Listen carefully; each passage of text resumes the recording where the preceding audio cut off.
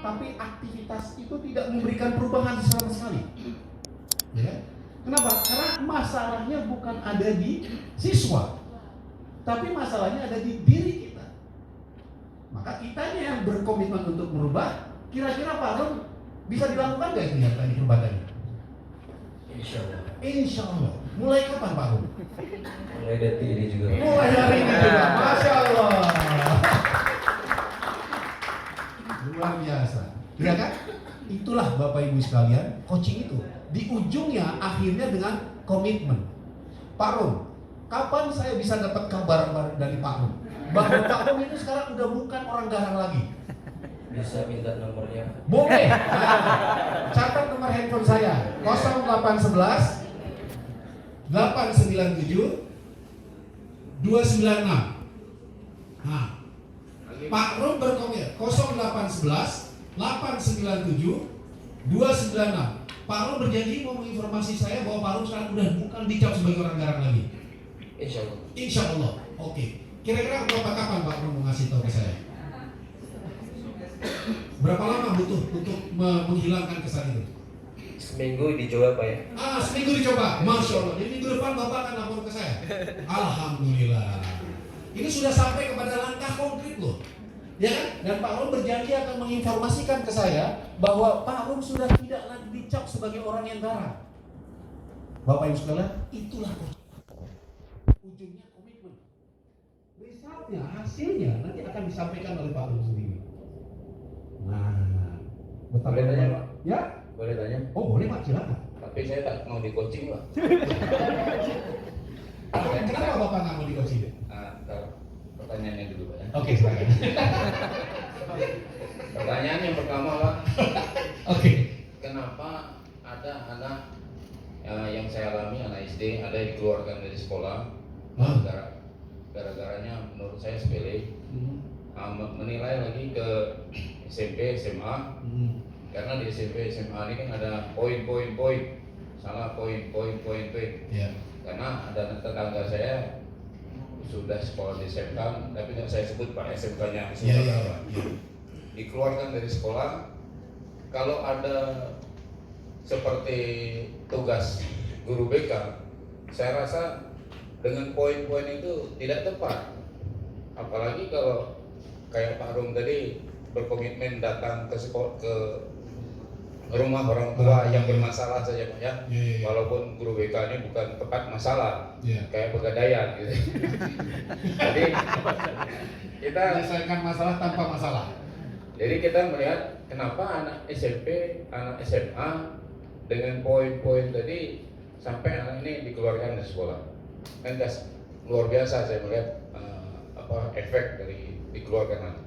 Yang lebih parah itu di sekolah tadi SD hanya gara-gara cabut jendela kaca ini ada karetnya itu, memang anak itu agak degil. Hanya gara-gara itu agak degil, nakal gitu Pak. Kaca satu kelas itu dikumpulkannya Pak, dibuka karetnya itu dibuka, kemudian ketahuan, akhirnya anak itu dikeluarkan. Nah itu yang saya lihat. Jadi pertanyaan saya tadi, kenapa yang terutama untuk SMP SMA ini, kenapa ada poin-poin tersebut sehingga mengeluarkan anak sementara ada guru BK? Oke. Ini saya yang menjawab atau ini persoalan siapa di sini? Pertanyaan ini kayaknya saya seolah-olah dari Kemendikbud nih. Karena yang ditanya kenapa ada poin-poin itu? Ya, sehingga membuat anak itu jadi dikeluarkan gara-gara poin-poin itu. Ya nggak? Ini yang bikin poin-poin itu siapa sih? Mohon maaf, saya agak kesulitan untuk menjawab pertanyaan itu, Pak.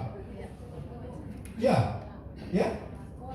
Sekolah yang menentukan poin-poin itu kan? Iya. Pak mungkin kayaknya perlu ada dengar pendapatnya dari saya. Karena saya terus terang saya nggak tahu juga sejarahnya poin-poin itu apa hubungannya juga dengan pelanggaran anak tadi itu. Kalau tadi Bapak bilang hubungannya dengan padahal di sekolah itu ada guru BK. Kalau Bapak mau kaitkan itu, seolah-olah pertanyaan Bapak mengarah kepada berarti guru BK nggak berperan dong itu. Atau Bapak ingin mengatakan, kenapa kesalahan seperti itu kok dikeluarkan hanya gara-gara poin-poin itu? Yang mana Pak yang Bapak ingin pertanyakan itu? Guru BK? Ya, kalau itu yang Bapak ingin katakan bahwa ternyata guru BK-nya nggak ngaruh nih, gitu kan? Nggak berikan manfaat. Menurut saya, wah, bisa kasihan juga guru BK nanti, ya kan? Karena guru BK itu tadi kayak bukan Superman, apalagi tadi guru mania itu menghandle 844 orang sendirian sampai habis suaranya. Itu pun masih disalahin juga loh. Tapi yang ditangani kan yang bermasalahnya. Betul Bu? Enggak. Ternyata yang ditangani. Tadi kalau saya tangkap dari guru mania mengatakan antisipasinya dan dia mengadakan kegiatan-kegiatan untuk agar pencegahan, mengarah ke pencegahan. Berarti ini tindakan antisipatif, ya kan? Nah, tindakan antisipatif itu kan berarti nggak nunggu ada kasus. Kasusnya Pak Rum, kasusnya Pak Rum itu digiring kepada, ya udah, murid-murid yang salah-salah, yang melanggar peraturan, siap-siap kalian akan di-BK-kan. Nah, ya kan? Dan itu kalau udah dibilang BK kan, ya saking garangnya mungkin karena ada kegarangan tadi itulah orang jadi seolah, wah takut saya ketemu sama dia, takut saya, ya kan? Sebaiknya jangan melanggar peraturan, seolah jadi begitu kan? Nah, bukan berarti boleh melanggar peraturan, ya, tetapi itu kan menjadi orang bilang apa? Momok ya, jadi momok itu, ya, negatif sekali momok itu. Nah Pak, kalau Bapak pertanyaannya menurut saya, ini sangat erat hubungannya dengan ketentuan yang diberlakukan Pak. Ya, kalau itu yang menjadi perhatian Bapak tentang kenapa ada poin-poin itu yang membuat kesalahan si murid kamu ini dikeluarkan, terus terang saya nggak bisa menjawab itu, nggak bisa merespon itu. Tapi kalau dikaitkan dengan, oh berarti padahal pelanggaran anak itu sebenarnya di sekolah itu ada guru BK, bisa gitu kan? Nah, maka disinilah yang mau kita coba bahas. Sekali lagi Bapak Ibu sekalian, tolong mari kita batasi skop dari diskusi kita kali ini. Skop dari atau area atau wilayah diskusi kita itu sebatas bagaimana kita menangani murid-murid yang memang itu ketika itu Bapak Ibu sekalian menjalankan perannya untuk menangani murid-murid. Ada dua kemungkinan. Yang pertama, ketika berhadapan, tentu saja guru BK mau tidak mau, suka tidak suka, akan dihadapkan kepada murid bermasalah, ya kan? Itu suka tidak suka pasti akan dihadapkan kepada murid yang bermasalah, karena keberadaan guru BK itu memang dipersepsikan seperti itu. Ketika ada murid bermasalah, kasih guru BK. Yang pertama. Yang kedua, bisa nggak kita mengantisipasi agar itu tidak menjadi kesan bahwa anak-anak murid itu kalau bermasalah kasih kita? Bisa nggak kita mengantisipasinya? Itu dua hal. Ya, tapi skop kita, saya tidak sedang membahas atau di dalam forum ini kita tidak sedang membahas apa yang mesti dilakukan guru BK di sekolah. Kita tidak bahas. Kenapa? Karena nanti saya harus menyelesaikan kasusnya guru mania itu. Bagaimana agar tambah guru BK yang dari 844, ya kan? Gimana tambah lagi guru BK tambah 2 atau 3 dan seterusnya? Kita nggak bahas itu kan? Ya nggak? Ya. Nah, terutama juga bagi sekolah-sekolah yang peran BK-nya itu dirangkap. Ya, kalau dirangkap, ini kita tidak bahas. Ini harus diadakan guru BK ini, gitu kan? Nah, nanti khawatir Bapak Ibu sekalian kembali dari acara ini langsung menghadap kepada kepala sekolah. Kepala sekolah, kemarin kami di training harus ada guru BK. Waduh, repot nanti saya. ya, tapi bukan poin ke sana tadi. Terserah Bapak Ibu sebagai guru BK benerannya atau guru BK yang khusus guru BK atau yang perannya ganda, kita akan fokus membahas apa yang bisa kita lakukan ketika kita berhadapan dengan siswa yang bermasalah. Itu aja dulu. Tapi ini tolong dikesankan bahwa, waduh, saya berarti hanya ngurusin orang yang bermasalah. Tolong jangan kesankan itu. Tapi yang mau kita bahas di sini adalah ketika kita dihadapkan kepada murid yang bermasalah, apa yang mesti kita lakukan? Gitu. Nah, yang kita lakukan salah satunya di forum ini yang mau kami tawarkan adalah teknik coaching yang mau kami tawarkan. Salah satunya. Sehingga kita nggak terlalu jauh perginya kemana-mana gitu ya. Ya kan? Jadi kita fokus. Jika ada masalah, gimana caranya? Bahkan Ini kan masalah tentang murid. Itu kan bukan hanya murid aja yang bisa bermasalah. Ya nggak sih? Anak kita pun bisa bermasalah. Ya nggak? Penanganan sama apa beda? Anak kita dengan murid. Beda. Dia anaknya orang lain. Tapi kurang lebih sama Bapak Ibu sekalian. Sama, ilmunya sama Bapak Ibu. Ya. Mungkin pendekatannya berbeda. Ilmunya sama, pendekatannya yang berbeda. Atau dalam bahasa Inggris approach-nya, pendekatan yang beda.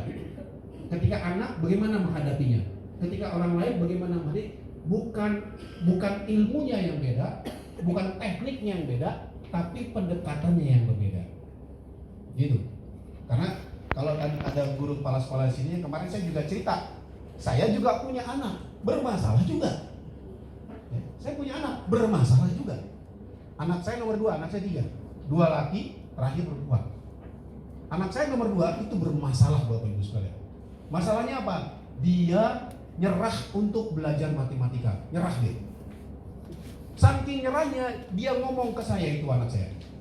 Ngomong ke saya mengatakan, boleh nggak saya kalau pas pelajaran matematika saya pulang? Coba bayangkan tuh. Bapak Ibu sekalian sebagai orang tua, kalau ada anak ngomong seperti itu, apa reaksi kita? Apa reaksi kita? Suruh pulang aja lah. Apa lagi? Karena dia udah gak sanggup, karena matematikanya hancur. Suruh pulang aja. Hah? Hah? Cari tahu penyebabnya. Saya udah tahu penyebabnya. Penyebabnya apa? Anak ini memang nyerah dia, nggak sanggup lagi. Oke, apa lagi? Apa lagi reaksi kita sebagai orang tua? Jumpa guru matematikanya, Pak. Wah, samperin guru matematika. Ini saya cobain tahu guru matematika saya. Kenapa anak saya jadi begitu? Tanggung jawab guru matematika? Apakah tanggung jawab guru matematika?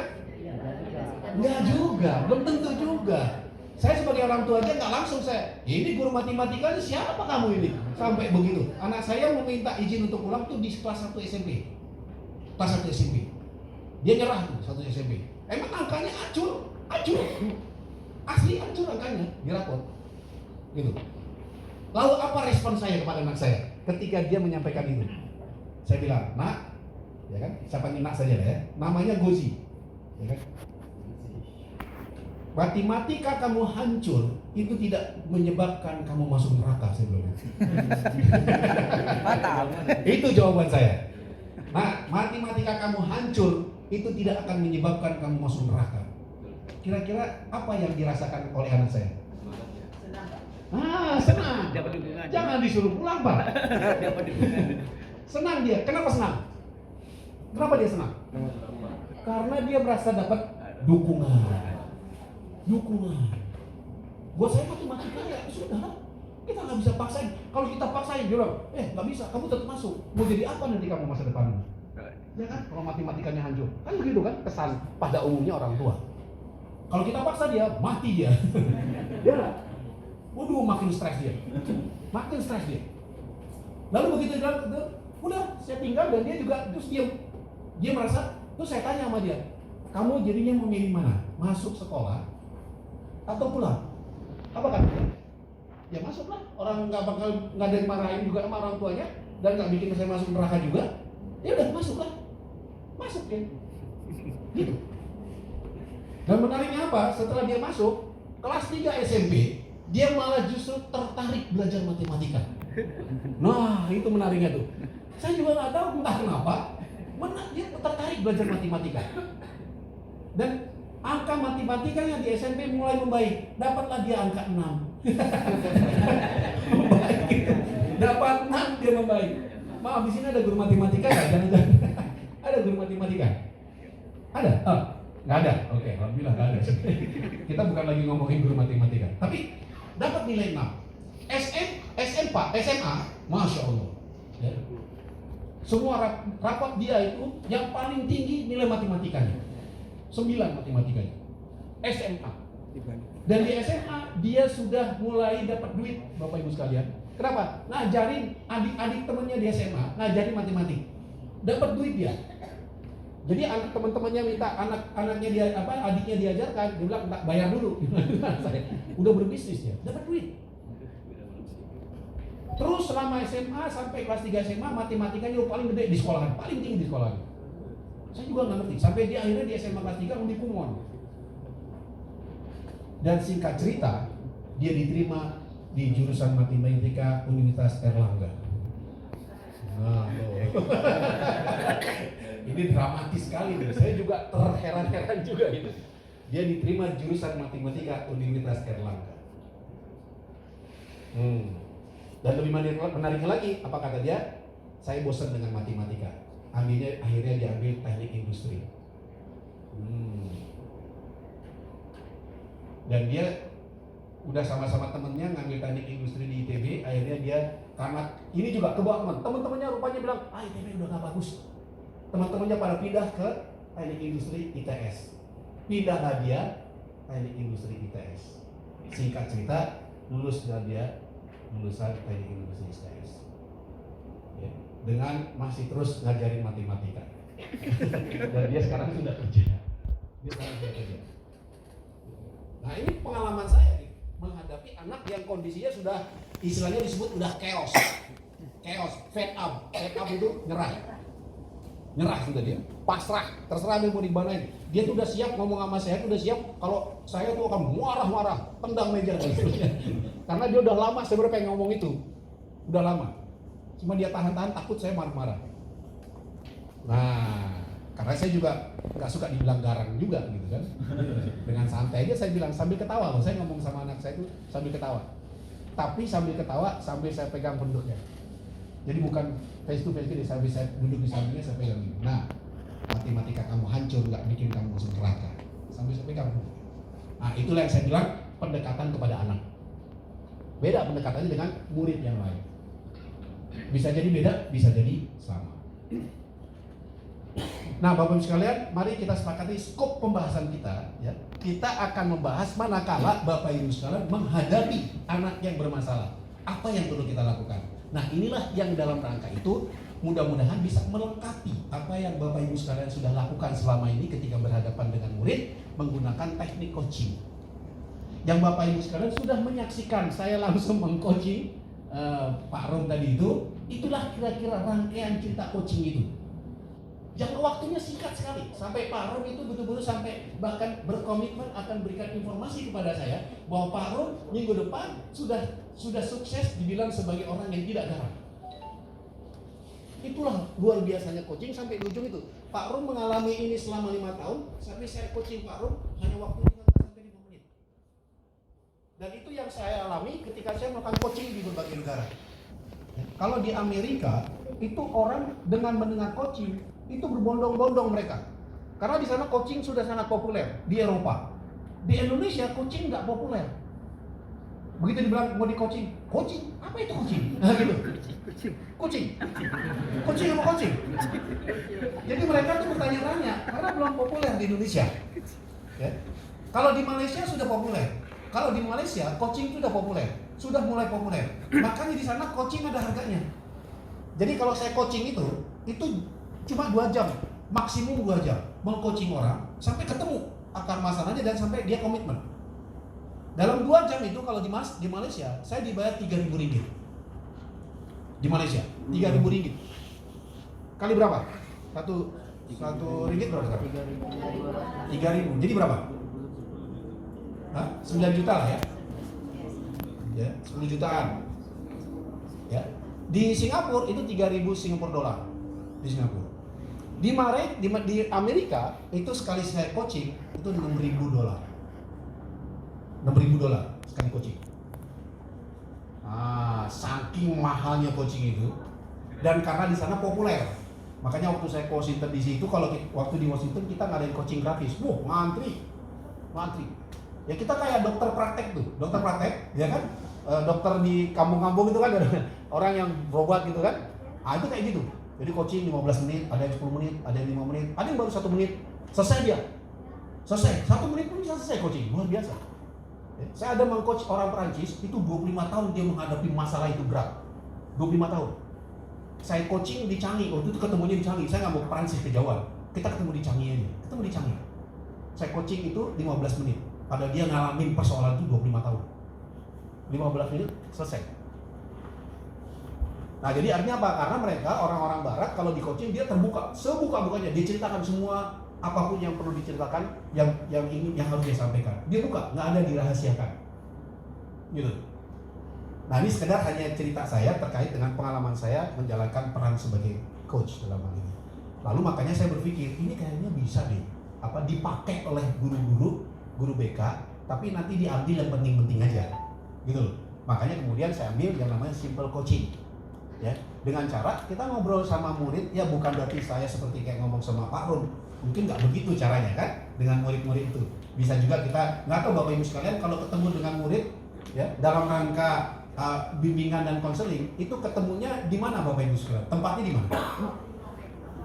Di ruang BK, ada ruang BK khusus ya, tertutup ya. Itu kalau sudah itu dia harus private memang, ya, harus private dia, nggak bisa terbuka gitu. Dia karena nggak nyaman kalau didengar orang lain kan. Nah, jadi kalau ada ruang BK, mungkin kalau di sekolah yang nggak ada guru BK-nya, ya nggak tahu itu nanti pakai ruang apa. Tapi pesannya adalah ketika kita berhadapan dengan murid yang bermasalah, ketemulah oleh murid itu secara private, karena dia akan lebih nyaman kalau ngobrol berdua daripada sendirian, daripada terbuka maksud saya, ya. Nah kira-kira itu Bapak Ibu sekalian. Nah sekarang kita lanjutkan, udah jam 10, kita lanjutkan dengan coffee break. Ya kan? Nah ya relax dulu lah ya Bapak Ibu sekalian, santai-santai dulu lah ya kan. Nah selama coffee break, Bapak Ibu sekalian bisa saling ngobrol satu sama lain, saling kenalan satu sama lain, kan belum ada kenalan. Sebab kalau di luar ini pakai kenalan habis waktu kita, ya. Silakan, Bapak peduli yang di sini.